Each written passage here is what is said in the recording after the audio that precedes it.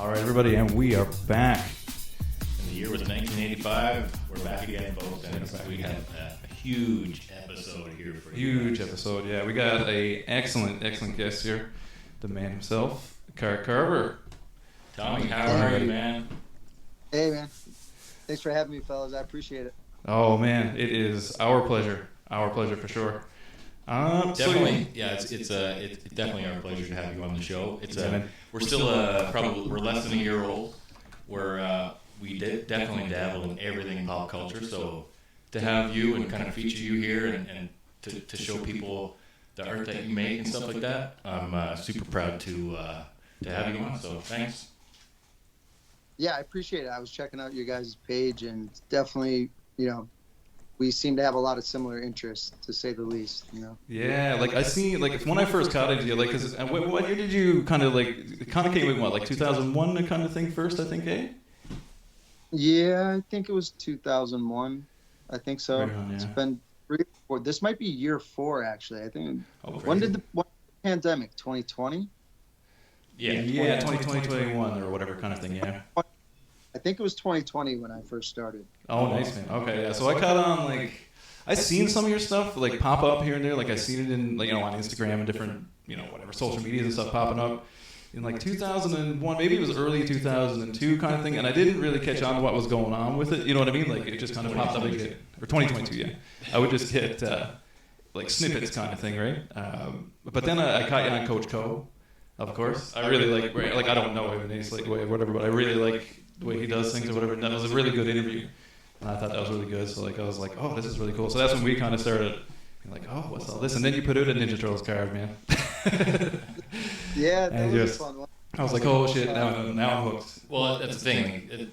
Sam, you were the first person to show me his artwork and stuff like that. But I just want I think right away, I think as soon as somebody sees one of your pieces, it makes an impact almost immediately. It makes a connection. Someone knows, someone has a connection to something that's featured on your card, whether it's baseball or Ninja Turtles or Superman or Batman or Back to the Future. You kind of bring it all into one kind of thing, and it's all and that's I was just kind of blown away by the stuff that you make right away, because it's totally everything that we do on this podcast. It's everything we talk about, every different movie and show. Yeah, it's crazy how well you hit it on the head. I think it's the thing. And every time it's this is really cool. This is really interesting. The MJ stuff, the MJ card with the MJ, that was sick. Oh man, yeah, they were just so good. It just hits the nail on the head with everything we do. That's kind of what we're up to. But where does that? Because where did you grow up? I guess would be my kind of first question. Because there has to be obviously influence from where you grew up and stuff like that. Well, first of all, I really appreciate the kind words, and it's really flattering to hear you guys talk about my art that way. Yeah, it's cool, and to hear that you that it affected you in that way, because that's really what I strive for especially when I'm creating those pieces that have all the different images mashed up into one thing. That's exactly what I'm striving for. So thank you very much. I grew up north of Chicago. It was my whole childhood through the 80s into the. I moved from north of Chicago in the suburbs, 40, 50 miles north of Chicago, to Maine. And I've been in Maine besides a few years. Yep, besides a few years where I was in Boston and then Portland briefly. Oh. Well, I guess I should say Portland is Maine. Yeah, but yeah, I lived in Boston. I've lived in Boston for a couple of years, and then I was in Portland. And now I am out in a very rural area of Maine that's near the capital, 20 minutes from the capital, Augusta. And yeah, man. So growing up, what kind of stuff, what kind of stuff were you and your friends into? Because what year were you born in? I guess I'll start there first with that. 80. 80. Okay, so you're a little bit older, 5 years older than us, kind of thing. So we all kind of did the same stuff or whatever. But we're from Canada, you're from the States. What was it, what were you and your buddies doing, at 15 or whatever kind of thing? At 15, I was in Maine, and I was definitely still collecting cards. I probably stopped really messing with cards. It was by by the end of high school, I stopped Yeah. collecting.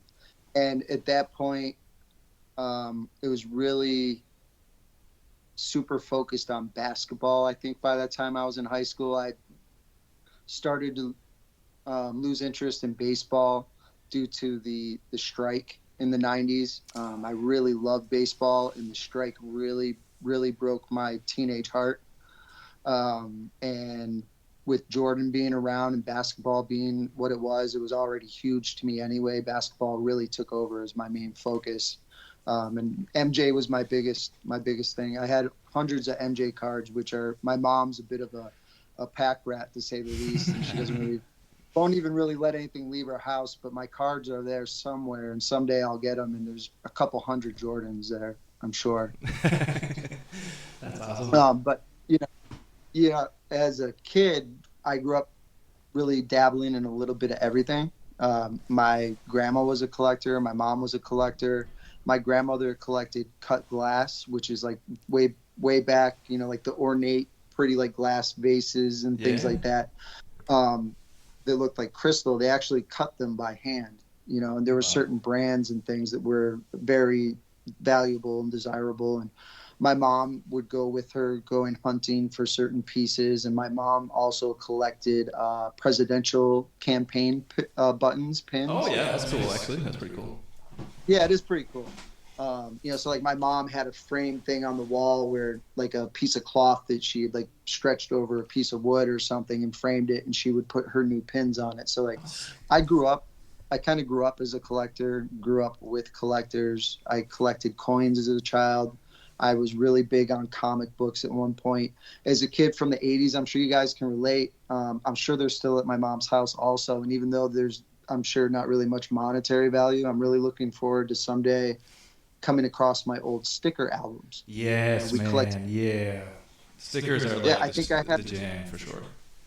Huge. I remember I had like a couple books that were maybe like a Smurf collector's books, or I remember them being blue and they had a white metal ring binding. Nice. And it was just full. I had two of them just full of all kinds of different cool stickers, and I loved them. Nice. When I was like 8 years old. That's wicked. It's best to go back and go through all those old things that you had when you were a kid. I just had a whole binder that I just found recently, and it had we're Canadian boys, so we collect hockey cards. So we have a whole binder full of hockey cards that I just got to go through, and then kind of added to that collection when I was just at the latest card show here in town and stuff like that. So I got to ask, like, I'm not going to ask who the GOAT basketball player is. I know because you're a Chicago boy, it's going to be Jordan all the way, and I totally agree with that as well. Yeah. But like, what is that like growing up in that era of Michael Jordan when he's like coming up right there, and becoming the king and winning championships and stuff like that? But also you're a Chicago Cubs fan, I know. So what's it like dealing with all the heartbreak as well, being so it's kind of like the good and bad of Chicago fandom. Yeah, so I mean, I guess you just grow up dealing with it. If you're a Cubs fan, I'm like at least a third, maybe fourth generation Cubs fan. The whole family, like all down the line for a very long time. So I guess it's just kind of part of the territory. The Bears were great, when I was a kid with the Super Bowl in '85, and then they were really solid, like contending kind of perennial playoff kind of team until like 1990, 91 or so. And then Michael and the Bulls right around the same time that the Bears were like, it was really apparent that the Bears were just a lost cause. The Bulls came on strong.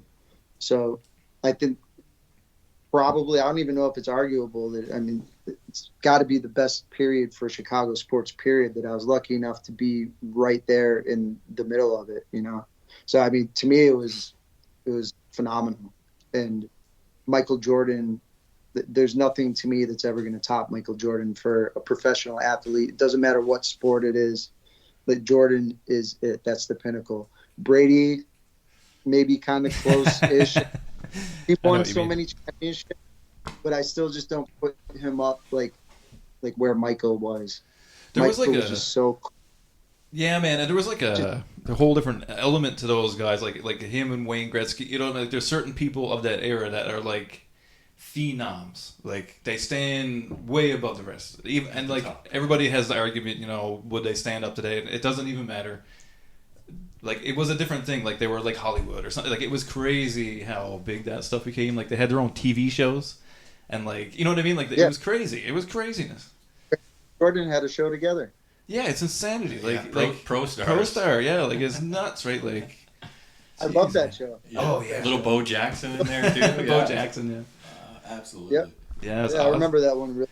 Yeah, it was just like they just hit different. Like you know, LeBron is there's no way anybody can say he's not an awesome basketball player or anything like that. But it doesn't do the same thing. It just doesn't do the same thing. You can do it. I don't know. It doesn't hit the same way. That's how I feel. Yeah, I think that also this kind of goes for like a lot of different things, and part of it is like the times that we live in, and the fact that there's not any mystery around celebrities and athletes anymore. We see every little piece of their life. We know like everything going on with them. We know the cars they drive. If you really want to get into it and follow, you're going to see their homes. You're going to see their family, their cars, all this stuff. There's no more mystery. And when we were growing up, it wasn't that way. It was like, oh, I can't wait for the next Sports Illustrated to come out, and I might see some great pictures of Jordan. Like I heard there's going to be an article on Walter Payton or whoever it was. You had to wait for, that Sports Center in the morning. And that type of thing. It was waiting, and there was so much that was unknown that left that like shroud of mystery around them that allowed them, I think, to grow even bigger in our minds. You know what I mean? 100%, yeah. Because I feel the same way about certain bands, like you know what I mean, like bands from say the like 60s, 70s. There was always mystique, right? There's some kind of mystique there. Like Dennis Rodman, man, is like. You know what I mean? Like everybody wanted to know what Dennis Rodman was doing because you couldn't, when he went off with Carmen Electra, whoever he was gone off with, like as soon as he closed the door, that was the end of it. Like there was no more pictures. No tweets. There was no tweets. Right. And what really happened? What did that look like? You might see a couple pictures, whereas like today you could probably go to his Instagram if that was today and click on tag photos and see 100 pictures from that night or something. 100%, yeah. And it's very staged, and it's not, it doesn't leave. There's no mystique. It's not fun. Mm-hmm. Yeah, it doesn't have that rock and roll effect or whatever, right? Yeah. So, like, I guess I'll have another question is, like, when you're sitting down, like, do a card or whatever it doesn't matter, like a project, doesn't matter. Like, what's your process? Like, do you just something comes, like, you see his piece.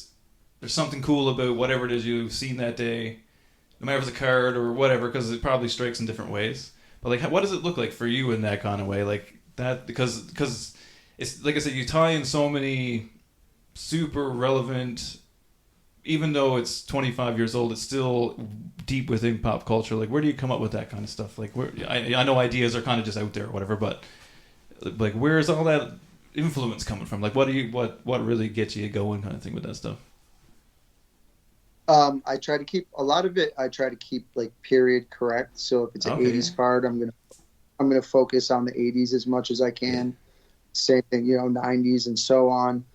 Sometimes there'll be some exceptions for, maybe like a certain character plays well, or there's like certain colors that are going to help match with all the other images or the main image of the card.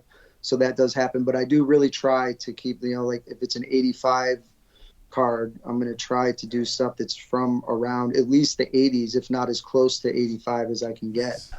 So when you're designing that, do you have a digital process at all that you kind of pre-plan and pre-cut and move things around on a computer, or is everything first and last cut and that's all you do?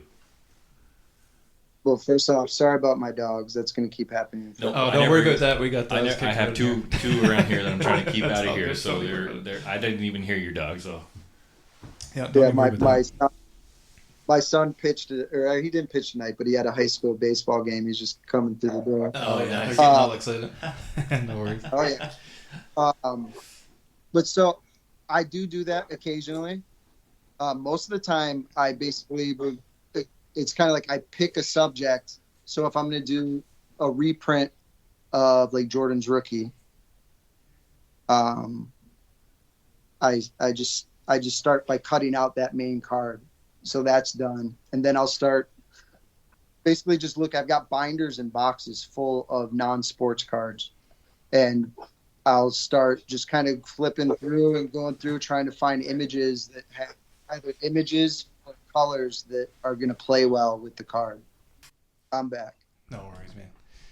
All Sorry good. about that. So you're talking about all the background images in the cards? Yeah, so like I find it really fun when I find something that I've seen before, or like I've had that card, or my buddy's had the card, or you know what I mean. Like you've seen it whatever way. I find that really fun. Like like when I seen the Bret Hart, I was like, fuck, I forgot about the Bret Hart. Like I forgot about that card. It was like shit. Then I seen it. I was like, yeah, that's sick. Like Yeah. such a cool. Yeah, man. I think yeah, it's and interesting. even like it's so fun. you'll say, "Have you seen this card yet?" And I'm like, "But I didn't see where it had the whatever or like Yeah. the certain Coke logo or a certain thing." It's like I didn't see that the first time, and then when I go back and I have to look at the card again, I'm like looking around. It's almost like a little treasure hunt. You're like, "Oh, there it is!" Like I didn't see that Yeah, it's cool. the first time I looked at it, right? Yeah, it's really cool. So Yeah, that's awesome. Again, that's exactly what I go for too.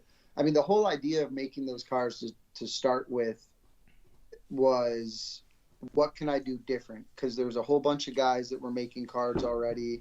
I've been observing them. I really liked it. I started to make my own.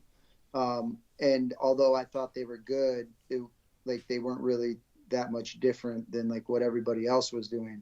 And I even had an already established artist, Matthew Rosen or Rosen. I'm not sure how you pronounce his last name.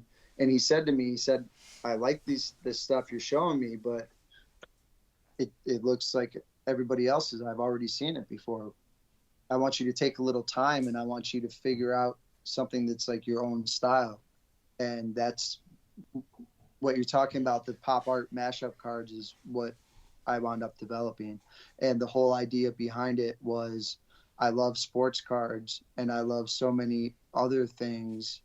Why am I going to limit the sports card to just being a sports card when it could be so much more than that, and it could become more of the time capsule that they have become, where you look at it and yeah, you see Jordan, but you also might see the Ghostbusters and Super Mario and Wolverine or friggin' Snake Eyes and the G.I. Joes or Transformers. And each one of those pieces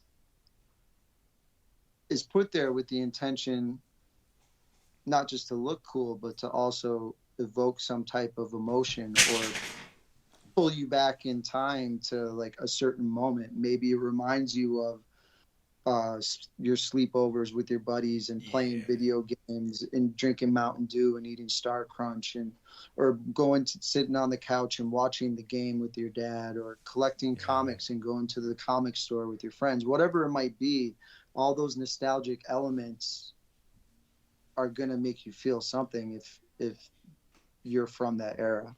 So that's really what I'm striving for. So I love to hear that's the impact it had on me. yeah, like there's to me almost like there's an element, and it has nothing. It doesn't look like graffiti, but there's an element of graffiti to it. Like that's something that I like about it, and like even like when I seen those tobacco cards today, I was like, oh shit. Like that's kind of why it struck me. Like it's almost like a graffiti or something. You know what I mean? It's almost like a tag to a certain degree. There's something about it that really hits that. Like, is that something that is on your radar in any way? Like, you know what I mean? Is that like an influence to you in any way? Not necessarily really trying to be graffiti like, but I think that the art that I create, no matter what kind of art I'm creating, is always going to have some kind of like almost like hip hop or street element to it. Just because I've been like enthralled in hip hop and rap music since DJ Jazzy Jeff and the Fresh Prince came out. That was the first album I ever bought. Period. I went in the cassette store and I bought that album. It was my first cassette. I just always have been drawn to rap music and hip hop, and I mean, it's almost all that I listen to, maybe to a fault. I mean, I do love other stuff, but if I'm driving and stuff, I'm listening to rap music, you know. Nice. It's just what I'm into. I'm hoping tomorrow I'll be announcing that I've got a pretty well-known rapper, East Coast rapper that's worked with DJ Premier a lot, works with Static Select. He's on Shade 45 a lot. I'm probably going to be having him at my event in New York City next week. Nice. With Rapper Cards, which I don't know if you guys have heard of the company Rapper. I've heard of it. I've seen like the same thing. I've seen him poking around on Instagram or whatever kind of thing. Like I've seen those. Yeah, that's pretty interesting. They're kind of newer. They work with a lot of like more kind of like underground hip hop artists. But like I think they put out Autographed, like Conway the Machine. You know, the guys from Griselda. I'm trying to think of some of the bigger names that they've done, but like Sky Zoo. I remember, yeah. There's a whole bunch of Talib Kweli. Oh, trying to remember. I didn't get a Talib Kweli. I'll take an auto from Talib Kweli. That's nice. Excuse me. But yeah, so the whole idea of Rapper Cards is exactly cool. what it sounds like. They work with rappers, they sign them. They actually have packs that you can buy and rip, and they're randomly inserted autograph cards and stuff. So we're gonna have to get some of those. We'll have to check that out for sure. Yeah, that's on the radar for sure now. Look them up. They definitely have a cool product. I think I'm going to be collaborating with them soon, and I've got them coming to my event in New York City next week, which is really exciting. Nice, man. That's pretty sick, actually. Yeah, like that's something I think about a lot, like because we're into skateboarding, like, and I mean through skateboarding, hip hop kind of a thing or whatever. Like we always like been like, man, somebody should do like skateboarders, like because there's teams, there's rookies, cards. You know what I mean? Well, I guess I've only seen a couple though. Like I don't know of many people that are really getting after it, I guess. Like I've seen a couple of different things, but I'd like for somebody to like pull up to like the Zero team and be like, we're gonna do Zero team cards, like a series, or a series or whatever, something cool like that. Like that's something I've thought about a couple of times. Like I'm in no way artistic in that kind of way. Have you ever thought about doing? Cool idea. Have you ever thought about doing like a series of, let's say, a particular year of Bulls cards, and then incorporate different things from such a year, and then have like say 3 or 4 cards and have like a put out different series of cards, you know what I mean? I have, yeah. A lot of the stuff I do ends up being very random. I did kind of do like a series when I first came out with the pop art cards.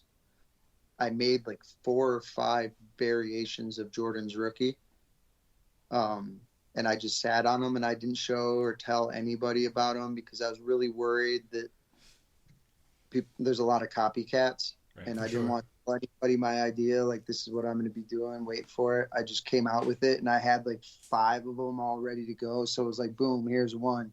And then like the next week came, boom, here's another one. Nice. And I just tried to keep coming with them. But yeah, I've definitely thought about doing series. That's kind of what the tobacco cards, I came up with the name Lawless Tobacco, and I started putting those out, and that was going to be a series. And then I just kind of drifted away from it. I'm just so all over the place, really, with my ideas, and I have so many ideas too that it's just like I could never even scratch the surface of all the things I want to do, which can be really frustrating as an artist because I can't tell you how many times I see somebody put out a card or do something. I'm like, shit, there's another. Yeah. But I'm also at the point too where like I feel like it doesn't matter if somebody's already done it. That's right. No, I mean, like, music is in that way, too, right? Like, I mean, you can play GCA, and you can play pretty much, 80% of songs, or whatever it would equate to, right? Like, so it kind of becomes that kind of a thing. Like, what do you do with the stuff that you're given? You know what I mean? Like, that's what I think I find so interesting about art cards in general. Like, because there's the print side, like, where people are kind of designing the card and designing, whatever it is that's going to be on the card, and then getting them printed. Kind of a thing, like that type of thing, which there's nothing wrong with that either, but it's a different thing when you gotta manipulate something and make it something else. Like it's very hip hop of you to do that. I guess is what I mean. Yeah. You know what I mean? Yeah, no, that's a really great point, and I brought that up before too. That what I do is to me is similar to hip hop, especially in beat making, where you're pulling apart a record or going through records and pulling out certain samples and then rearranging them how you see fit. That's exactly what I'm The doing. different where I'm layers of pulling, things. Yeah. right, instead of pulling vinyl out of crates, I'm pulling cards out of boxes. Oh I'm yeah. cutting. Because that's kind You of know like what I that's mean? kind of my like I I'm a music guy. Like that's kind of like I collect everything under the friggin' sun, but like I collect Right. music kind of a thing. Like even like to the point where like I've got like my Napster collection still on a CD. You know, like the original copy. You know what I mean? Because I don't want to lose it. I'm afraid. You know what I mean? As if you can't get the same songs. But it's just something about it. Like that's what I like to collect. I like CDs. I like that kind of thing or whatever. So like, yeah, it's interesting. So, like, have you ever thought about like experimenting with like CD covers or like VHS covers or, you know what I mean? Like not necessarily outside of cards, I guess is kind of, you know what I mean, like, or experimenting with anything else, you know what I mean, in terms of that. Like I know the tobacco cards are kind of a little bit different medium in a way, but have you ever thought about doing CD covers or something like Yeah, that? you just a just a remake of a cover. You mean? Yeah, or whatever way, you know what I mean. Put your own spin, like Friday the 13th, Definitely. but with your own spin on it, kind of thing. Same way you would do a card, I guess, in a way, but in your own style or whatever, right? Yeah, I bought comic books with the intent of doing similar shadow box type of things to them, and again, I just haven't gotten to it. Like I've got Too many comics that I ideas. bought. I have comics that I've had for well over a year now that I just haven't gotten around to them. It's just the way it freaking goes, man. And Yeah, but at the point where I'm at now, like I work a full-time job, and everything that I do with cards and art is outside of those hours. And I'm a father of three. It's just like my time is so limited, so I have to make the most of the little time I have, and it's unfortunately I have to really pick and choose what I do. And I'm at a point now where like I'm fortunate enough to where it feels like I'm really like picking up traction and starting to get like there's collaborations and things that I didn't previously have on my horizon, where it's like, where I'm going to take them on, and now I'm going to have even less time to do yeah, the things that I had in mind and really wanted to do. But all in good time. These are good problems to have, though, right? yeah, man. It's all Always, about the process, right? always Like, it's all about the opportunity, right? process. Yeah, it's always an opportunity. Everything is, technically should be looked at as an opportunity, right? It's all about the process Yeah, too. That because, like, when you get 10 years down the road and you look back, you're like, oh yeah, that kind of sucked for 3, 4, 5 years, whatever it looks like, and then I remember when this thing happened and that was it, and that changed things. You know what I mean? So it comes. It yeah, all comes in time, man. It all comes in time. You just put your time in, right? for sure. Yeah, no, I mean it's a really good time right now. It's just the only downside of it is that there's only so many hours in a day. Yeah, Really. I feel you on Uh, that one. yeah, I'm at a point now where I'm starting to get people to fly me to card shows to be there and That's to nice. do. I'm doing creative consulting work. Nice. Coordinating events and bringing in sponsors. I mean, I'm a kid from Grays Lake, Illinois, and Maine, who's now throwing art shows and trade nights in the village in New York City. Yeah, Like man. it's freaking awesome. I know. Beckett authenticates my autograph. Like, Yeah, man, that's sick too. Like that's another thing. Like that's unreal, man. Like an art card getting certed. Like, are you kidding me? Right? Like, I Certified, never baby. would, like 10-year-old me friggin' collecting Cubs cards, sitting on my bedroom floor flipping through binders at my 1989 Cubs cards, would never have guessed that I would be in the position I'm in. I don't imagine, man. Like, and that's what I find interesting about, like, because it's kind of like, I don't know how it looks from the inside, but from where I stand, there's kind of like a group of you guys now that I'm kind of following, and I really like what everybody's doing. It's all positive. It's about the hobby, but it's about like everybody's trying to get everybody to grow a little bit. So like, it's cool to watch you grow. Like even in the last like 6 months, you can kind of tell like, oh, you can see it, right? Like, and you can tell you're putting your work in. You can tell that people are appreciating the work you're putting in, right? It's cool. Like that's kind of why I was like, man, I hope I can get him on. Like I hope he's not too busy. I would just like to chat to him because like it's been cool. Like it's cool as a fellow artist. Like I mean, I do music and I do other weird random stuff or whatever, but it's cool to see somebody do something very interesting and different and it work. That's what I like because I think you're just gonna gain more steam. Like that's my feeling on this. Like, and I think the art card thing is gonna gain more steam, and it is. I mean, it has totally gained lots of steam technically, but I think it's gonna gain some serious steam. And I think like you being able to get certs and those types of things are gonna push it further. And the fact that you're kind of doing you're in the hobby, but you're kind of doing your own little thing. Like you're having, technically like an art show, but it's also a card show, but it's also a hip hop show. You know what I mean? Like that kind of stuff is really cool to me. Like that's the stuff I like to see, and that side I think that's what I think it should be. It should be fun and interesting. I agree, and I really strive in everything I do. I strive to do things different and to do them at a high level. So I mean that's like the idea of me. If I'm going to come to New York and I'm going to host an event, I'm going to do everything I can to bring those other elements in that have maybe never been done before, at least not in the way that I'm doing them. Like who brings like a super underground hip hop legend rapper to a trade night. And that's what's fun. Like that's what it should be. Have some fun, everybody. Right? Like that to me is fun. Like there's nothing wrong with that. It's super fun. Like that. And I think too, the card, like a lot of card stuff, I find gets caught up in being just cards, where there's lots to collect, even within cards, kind of a thing. Like I don't know. Like it's not like a shit on anybody. Anything. It's just I find cards gets caught up in cards a lot, which is fine, but there's like the reason I like the cards is because I like the photos, or I like like TCG stuff, which is what I primarily enjoy the most. It's the artwork and like how did they piece that together, like or like why those choices kind of thing or whatever, like, and they're a little more flashy kind of thing in terms of like artwork style versus a photograph, which is interesting, which is I feel is very much what you're up to. You know what I mean? Yeah, for sure. Man, I'm really excited about this event in New York. Actually, I'm starting to get really hyped. They just received, so we were talking about the tobacco cards. I've got a Jordan that I had done, and I did it in like this one. I did it, and I don't know how big the art was, 15, 17 inches. But just today, I had delivered to New York to Cards and Coffee, one that's like 44 inches tall. Ooh, it's shit. Nice. Gallery wrapped, 44 inches tall, maybe 22 inches wide. So it's like nice and deep. And it literally, I've had one of these made before, not the Jordan. It was a different design. It was actually, I did Johnny Depp and Blow. Nice. I forget the guy's name, the name of the character in the movie, but it was him.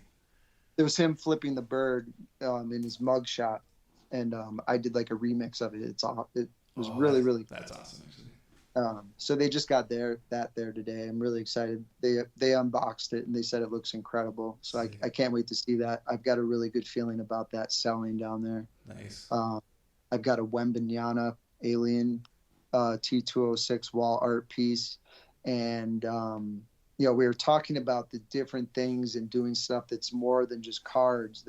That's one of the cool things about this event, where I'm trying to do more than just cards, and it's not just bringing in rapper cards and bringing terminology. It's also bringing in other artists that do more than cards. So I'm bringing in some sculptural elements too. Nice. That's cool. We've got wall art in a variety of different sizes, from small to like huge. And then we've got some sculptural pieces from a few different artists that are going to be there.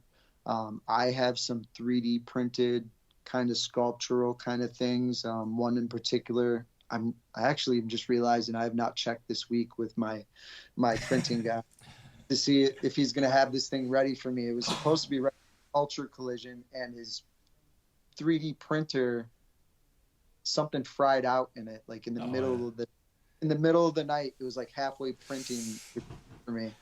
And anyway, I'm hoping to have that with me too.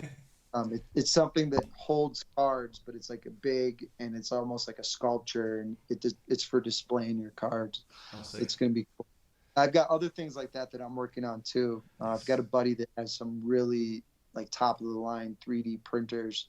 He has a few different kinds of them. The guy's just a wizard with the stuff. So here, hold on 1 second. I'll show you. Yes, got. Oh snap! Nice. That's sick, man. Those are awesome. So this is I call him Tommy Trouble. Tommy Troubles. Because the other one's the green one, right? Yeah, there's a few of them. This one's hand painted by my buddy. Oh, sick. So his face is actually my Card Carver signature, the TCC, this little grimacing kind of nice. face. Nice. That is what Man. I sign with. Nice, man. That And looks good. I was always a huge fan of Bart, so this was just kind of like a natural kind of thing that happened. That's awesome, actually. That's sick. Those are awesome. Yeah, man. Yeah, I've got other. This one's just like a small. Oh, yeah, there it is. Yeah, that's one I've seen, yeah. It's a yellow. Translucent yellow. Yeah, it's almost has kind of like a Jolly Rancher look to it. But yeah, my interests definitely vary, and that's where I was talking about, coming up with projects and different things. I'm so all over the place with my interests. It's good though. You don't want to be one dimensional in anything, right? So to bring that kind of element to a show and have a musical aspect to it, to have the cards, to have physical sculptures. It's something for all your senses, right? It's something new. You're not coming into a show and just looking at tables. You're kind of experiencing the whole thing. Yeah, no, that's a great point. And ultimately, I'm probably not going to achieve it to the degree that I wanted to with this first event. Every time I do something like this, no matter what I'm doing, it's always the first times. Every experience is a learning experience. Absolutely. Going to give me areas to grow, but an ultra sensory experience is really what I would like to achieve with an event. My idea of a gallery event with sports art would be projectors and a popcorn machine, maybe guys walking around like dressed like it's a ball game and it's baseball art, and the guys walking around handing out popcorn. So That's so cool, man.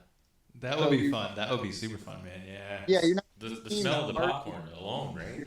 I mean, you have the smells of the ballpark, the sounds and the smells. So it's, really, really an experience. Exactly. So, I mean, I have so many different ideas and I'll get there. But yeah, these are the types of things that I want to achieve. And it's just one step at a time to get there. Yeah, man. I can't wait to see everything grow, and I can't wait to be along and watch everything. And fuck yeah, I can't thank you enough for coming on the pod again. I'm just gonna throw that out. Yeah, man, I appreciate it. Yeah, you guys got a good vibe, man. We vibe on the same kind of stuff, so yeah, it's cool, and I appreciate you inviting me. Yeah. It's funny because the Ninja Turtles on the wall, the Back to the Future on the wall. Oh yeah. Yeah. I love all that stuff. Yeah, it's fun. Trying to plug in a little Canadian or some Canadian bands and whatever plugged in there, but yeah. Oh yeah. This is pretty much. This is like I said. Yeah. This is new to us too. This is our learning experience. We're always trying to grow and make this better. So. Hell yeah, we appreciate you. You're like your third actual guest technically. So, yeah, no, we appreciate it, man. It's awesome, and like I say, it really fits the vibe and whatever. Yeah, I mean, we'll let you get going because we know you're a busy man and you got stuff to be doing and whatever. But yeah, is there anything plug some stuff that's coming up? I mean, we know you got some stuff coming up. You got some stuff dropping and stuff like that. So let it rip. Yeah. So next week, May 9th. Thursday, New York City, Bleecker Trading, 5 to 10 p.m. Sports card, art experience, and trade night featuring me, works from Andy Friedman, Chuck Stiles, Blake Jameson, King Saladin, Stacy Wall, Ken Carl, Card Killer, Jordan Spector, Staggered Daggers, and some others too. We're doing sushi. I'm not just doing pizza. We will have pizza, but it's going to be like designer New York, very top of the line pizza. I'm also doing sushi. Who does sushi at trade night? That's unreal. We do. Love it, man. Next level shit. Yeah. Cool. And then we'll have music and food and drinks. It's going to be a great time. Some great hosts, some great surprise guests, a ton of prizes. I have 2 or 3 airtime slabs to give away. Celebrity Mint is sending me some stuff, and they make like solid, real yellow gold and silver Ric Flair and Mike Tyson trading card coin. Oh man! I mean, there's a lot of stuff to give away. Yeah. And then I've got the main collector convention coming up June 22nd, and 23rd here in Augusta, Maine. We got Jose Canseco, which we're really excited about because you don't really see big names like that up here in Maine. Yeah. Period. We have Paris Thelman, who played, I forget the character's name, which is terrible, but he played the boy in the original Willy Wonka movie who was dressed like a cowboy. The one one of the golden tickets. We have him, and we have Miko Hughes, who played the little kid, that Gage, that got run over in the original Pet Cemetery. Okay, yeah, he was in Kindergarten Cop as well. Kindergarten Cop. Kindergarten. He was in one of the Nightmare on Elm Streets, and he's been on like a bunch of other stuff too. He seems like a really rad dude, and we didn't know when we booked him, but it's actually the 35th anniversary of Pet Cemetery, and he hasn't. They filmed that movie in Maine, and he hasn't been back since they filmed. So that's kind of a cool thing. We've got a sketch artist that lives here in Maine that works with Topps. His name is Brad Davis, and just a couple of days ago, he sent a preview of a trading card that he's working on of Gage with like the cat, and it's got this Maine theme. It's super dope. That's cool. Yeah, so I got that, and then after that, it's the National, and I'm going to be doing some type of activations in the VIP room at the National with a company called Ludex, who I've become very good friends with. And Ludex is also the big main sponsor, along with Zion and Culture Collision, on the show next week. So the activations in the VIP room at the National are going to be really dope. I'm going to be organizing different things and different times for all these different artists to come in and have time for people to come and meet them.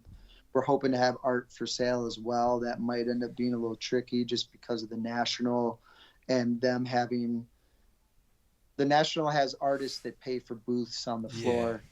They're not excited about Ludex having artists come in and then setting up at a table, which is understandable. So we're just working out the details on that. And then – I'm back at Culture Collision in September in Atlanta. Nice. Yep. And I talked to Jeff Wilson a little bit via Messenger, and he said he likes the idea of the gallery. So I've got the gallery next week in New York City. I'm hoping, and it looks like I'll have the gallery in Cleveland, and then I might bring the gallery to some degree to Atlanta, to Sports Card HQ and to Culture Collision. I'm thinking if we don't do it at Culture Collision, then we do it as like kind of like what I'm doing in New York, where it's like a trade night / art event at Sports Card HQ. That's very much in the air. Nice. And in its infancies. I will be at Culture Collision. How the gallery ends up happening in Atlanta, I'm not sure yet, but it's in the works. Nice, man. Awesome stuff, man. Again, we really appreciate you coming on, man, and just shooting shit with us and talking shop kind of thing with us and whatever. Yeah, man. Check me out at thecardcarver.com. Yeah, I was going to say, plug your website. Yeah, my handle on all my socials is just the Card Carver. Real simple. If you Google me, you'll find me. I'm starting to be in lots of places, which is good, which is why I appreciate you guys having me on. Every podcast I'm on just helps to, grow my imprint on the internet, which is huge. So I appreciate you guys. This was a great time. I'll come back on anytime you'd have me. Man. Yeah. Well, your stuff definitely makes an impact, so we would definitely love to have you on again. And we'll talk to you after the National. We'll talk about what goes on, and we'll get a little couple details maybe. Absolutely. We'll hook up with you later. But yeah, I mean, really appreciate it as always. This has been another episode of In the Year 1985. Eagle has landed.